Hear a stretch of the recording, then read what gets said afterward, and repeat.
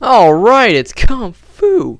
Kung Fu was originally an arcade game called Kung Fu Masters by IRAM, which made games like Lone Runner, R-Type, and Deadly Towers.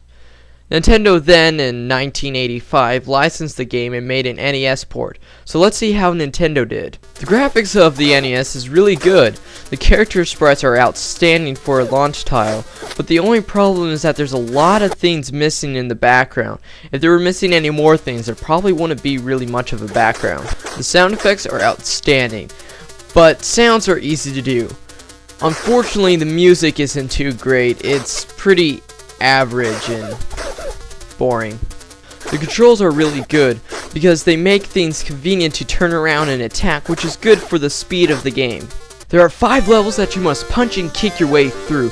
The odd levels have wave after wave of enemies coming after you, as the even levels have traps throughout most of the level. This helps the game from becoming too repetitive. The story is your stereotypical save the girl storyline, which is not very important from being an arcade port. Level 1 has 2 types of enemies that you'll see throughout the rest of the game. Knife throwers, who obviously throw knives, and purple guys, who grab you. Yeah, I never got what they did to actually kill you. I guess in a perverted way, it speaks for itself, or maybe their fingernails are so long they just dig into your skin until you bleed to death.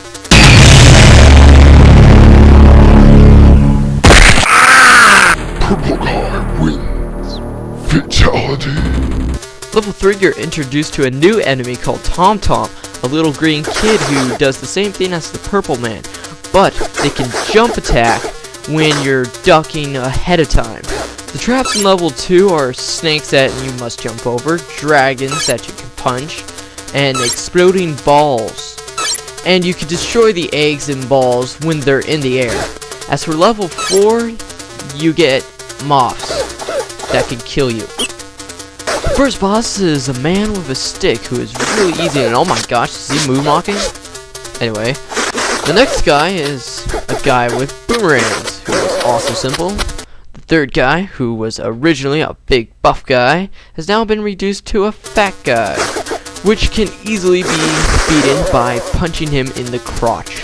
The fourth guy is a magician, who is actually somewhat hard. He can make dragons and shoot fire. Kicking him will only knock his head off, so you're forced to duck down and punch him to death. The last guy, Mr. X, is also challenging. He can regain his life bar, he can block your attacks, and he has all the same moves as you do. At the end of the day, you are victorious, and you beat the game. The graphics get a 4. The character sprites are really good. Sound gets a 3. The sound effects are great, but the music is boring. Gameplay gets a 4. It's fun, quick, easy to play. Overall, I'm gonna have to give this game a 4 out of 5. Now, there are many ports of this game, such on the Atari 7800 and Atari 2600, and that version was by Activision. That's awesome. I'm gonna have to get that.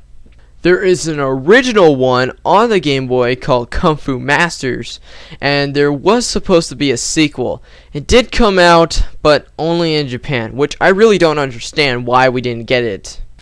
I mean, it was in issue 26 of Nintendo Power, and then it was at the Consumer Electronics Show, and then again in Nintendo Power issue 31, where Nintendo, quote-unquote, reviewed the game and gave it a score, and then put it in their Play Now section of the magazine. So, yeah, the only way to get it is to import it.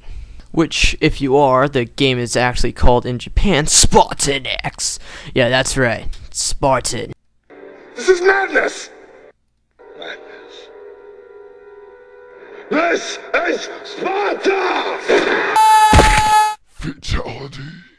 Well, anyways, it's a fun game that I recommend. You'll probably get it in the game lot on eBay.